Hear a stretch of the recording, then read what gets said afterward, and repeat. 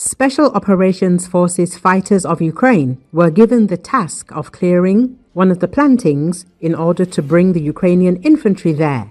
Two companies from the 3rd SOF Regiment in the HMMWVs set out to carry out the task.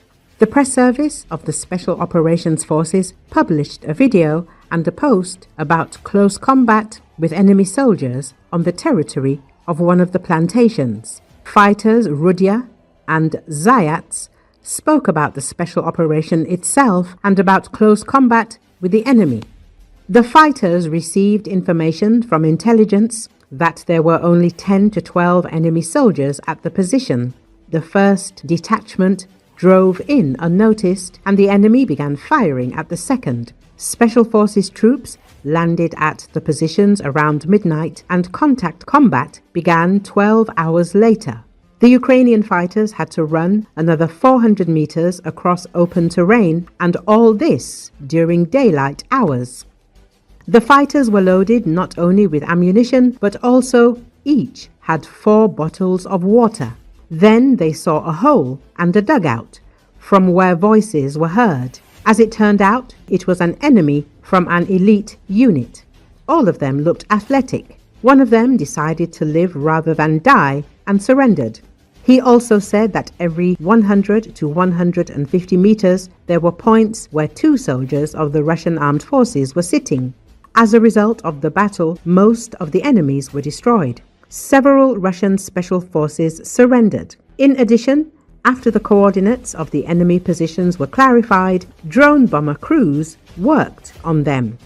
Recalled Special Operations Forces are a separate branch of the Armed Forces of Ukraine, which includes Special Forces units, the Resistance Movement, and Psychological Operations units.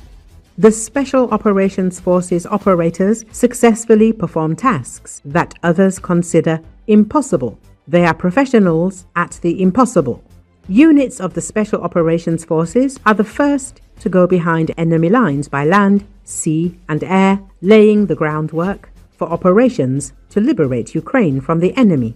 Their participation in the Battle of Kiev, the defense of the Chernihiv and Sumy regions, the liberation of the Zminy Island in the Black Sea, the lightning-fast counter-offensive in the Kharkiv region, the liberation of Kherson, the battle for Bakhmut, the defense of Avdiivka, Chasiv Yar and Vovchansk in the operation in the Kursk region of the Russian Federation, and many others are a brilliant example of the actions of modern, professional and effective soldiers.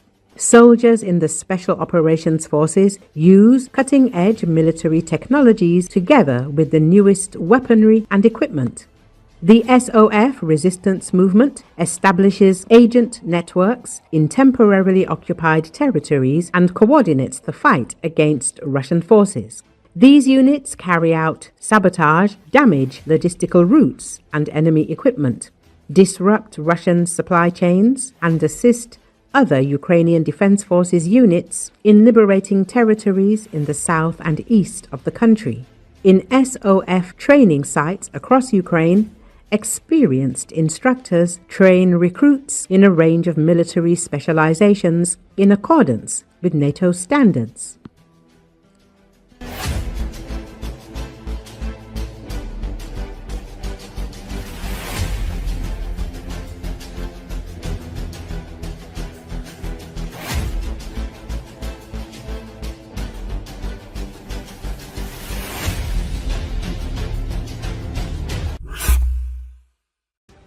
Foreign mercenaries who have enlisted in the Russian army are not released from the front even after their contract expires.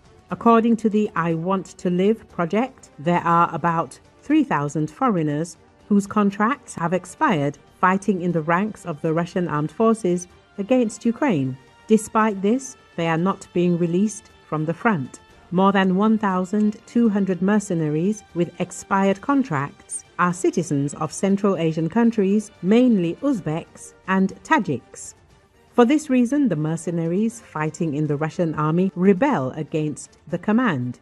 Many foreign mercenaries in the Russian armed forces were convinced that they were signing a 1-year contract with the army of the aggressor country. But this is not the case. As reported by the I Want to Live project, some commanders of the Russian armed forces can extend mercenaries' contracts until the end of hostilities.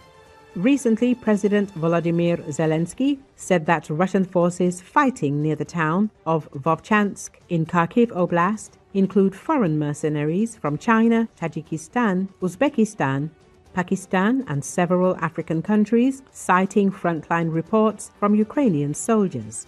The soldiers on the front are recording the participation of mercenaries from China, Tajikistan, Uzbekistan, Pakistan, and African countries in the war.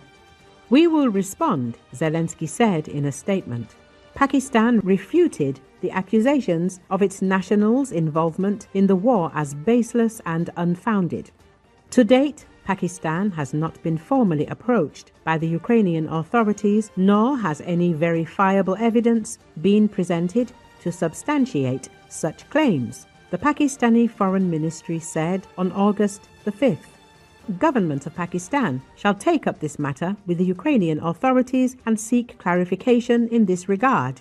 The president said in April that several hundred Chinese nationals were taking part in the war on Russia's side. One detainee reportedly paid a middleman 300,000 rubles, or about $3,500, to enlist in exchange for Russian citizenship. China has denied involvement, claiming it urges its citizens to avoid armed conflicts. Moscow has also used some 12,000 North Korean troops deployed by Pyongyang to counter the Ukrainian incursion in Kursk Oblast. Multiple reports suggest that Russia is recruiting foreign nationals to participate in its full-scale war against Ukraine.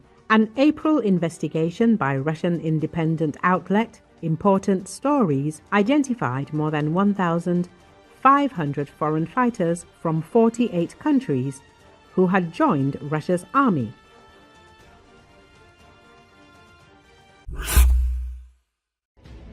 The employees of the Ukrainian Ministry of Defense's main intelligence directorate have destroyed a military truck carrying Russian soldiers and combat ammunition in the occupied city of Melitopol in Zaporizhia region. The footage was shared on the main intelligence directorate's Telegram channel. The explosion occurred when the truck entered the industrial zone. During the incident, at least 6 Russian Marines, as well as drone operators from the Akhmet battalion made up of Kadirovites, were killed. The ammunition and soldiers were supposed to be sent to the front line in Zaporizhia region.